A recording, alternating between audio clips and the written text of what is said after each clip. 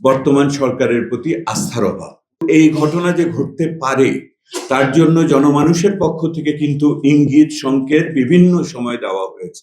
আমি দুটো কথা, একটি হলো নিরাপত্তার অভাব, এবং নিরাপত্তার আমরা আলোচনা করেছি আগামী সরকারের কাছে প্রত্যাশা কি, নির্বাচনকে নিয়ে প্রত্যাশা কি। ওনারা সকলেই বলেছেন নিরাপত্তার অভাব, এবং এই নিরাপত্তার অভাবটাকেও ওনারা বহুভাবে ব্যাখ্যা করেছে। এটা নারীদের ক্ষেত্রে সত্য, ধর্মীয় সংখ্যালঘুদের ক্ষেত্রে সত্য, আদিবাসী ক্ষুদ্র জাতিগোষ্ঠী দলিতদের ক্ষেত্রে সত্য, ভিন্ন মতাবলম্বীদের জন্য সত্য, একই রকম ভাবে রাজনীতিবিদদের জন্য সত্য যারা নির্বাচন করতে চান। এবং এটা ওসমান হাদি শহীদ হওয়ার আগের ঘটনা আমি বলছি। এবং সেখানে একটি কথা, দ্বিতীয় কথা যেটা এসেছে সেটা হলো ওনাদের পরিষ্কারভাবে বর্তমান সরকারের প্রতি আস্থার অভাব, এবং এই নিরাপত্তায় বর্তমান সরকার, তার প্রশাসন, তার আইন রক্ষাকারী বাহিনী, এমনকি সেনাবাহিনী দিয়ে ওনারা সেটা করতে পারবেন, এটা ওনাদের ভিতরে আস্থার অভাব। এইগুলো যখন বলেছে তখনও কিন্তু এই ঘটনাগুলি ঘটেনি।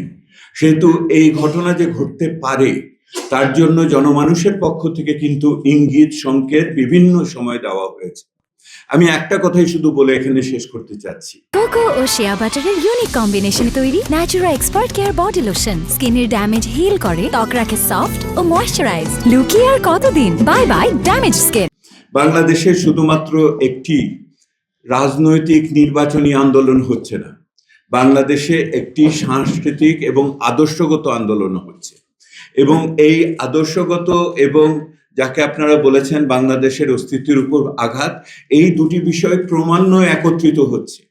নির্বাচন এবং রাজনীতি এবং আদর্শ এবং সংস্কৃতি, এই দুটি একত্রিত হচ্ছে। এখানে দায় দায়িত্বের কথা উঠেছে। নাগরিক সমাজ ঐক্যবদ্ধভাবে এটার প্রতিবাদ করার ক্ষেত্রে এখন পর্যন্ত, আজকে পর্যন্ত আমি সেই রকম ভাবে আমরা দেখতে পাইনি। আজকের এই উদ্যোগ নিঃসন্দেহে আমাদের উৎসাহিত করবে। আমাদের যেটা মনে রাখতে হবে, নাগরিক উদ্যোগ যদি না থাকে তাহলে অবশ্যই ওই নীরব সংখ্যাগরিষ্ঠদের উপরে ওই সংখ্যালঘু উগ্র মানুষগুলো কিন্তু রাজত্ব করবে। এই সাহসটা আমাদের, নাগরিক সাহস দেখানোর এটি সময়, একতার এটি সময়।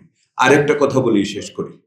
বর্তমান সরকারের প্রতি অঙ্গুলি নির্দেশ সকলে মিলে করেছে, এই ব্যাপারে সকলের ঐক্যমত্য আছে। যদি একটি প্রতিষ্ঠানকে আমাদের দায়িত্ব নিতে হয় তাহলে এই বর্তমান সরকারকে দায়িত্ব নিতে হবে।